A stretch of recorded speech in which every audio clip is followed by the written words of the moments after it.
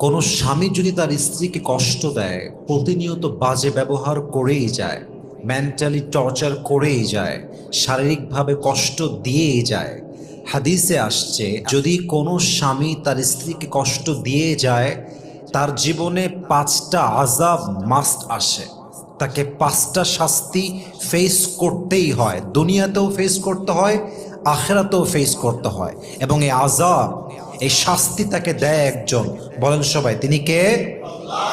যেই মেয়ের স্বামী খারাপ, আসলে তাকে মেরে ফেলার জন্য পিস্তল লাগবে না, গুলি লাগবে না, ফায়ার করতে হবে না, বিষ খাওয়াতে হবে না। যেই মেয়েটার স্বামী খারাপ, তার জীবনটা এমনিতেই নষ্ট হয়ে যায়, ঠিক কিনা বলেন? যেই মেয়েটার স্বামী খারাপ, সে প্রত্যেক দিন ধুকে ধুকে মরে, তার নিঃশ্বাস বন্ধ হয়ে যায়, তার দম বন্ধ হয়ে যায়। যে মেয়েটার স্বামী খারাপ, তাকে মারার জন্য অন্য কোনো প্রেশার দেওয়ার কোনো প্রয়োজন নেই।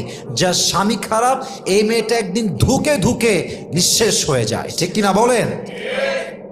পাখিকে আপনি যদি খাঁচায় বন্ধ করে রাখেন, আর খাঁচা যদি হয় স্বর্ণের খাঁচা, তবুও পাখি কিন্তু মুক্ত বাতাসে উঠতে চায়।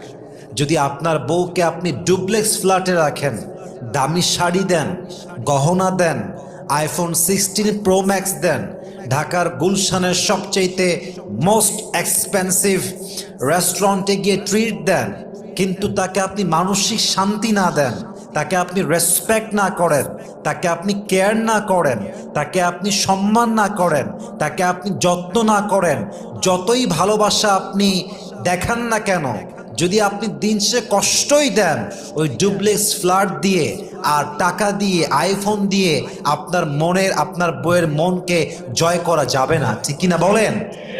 মাথায় রাখবেন, বইয়ের গল্প যদি সব মিথ্যা হয়, সেই বইকে যদি আপনি সোনার মলার দিয়েও বেঁধে দেন, বইটা কিন্তু কখনো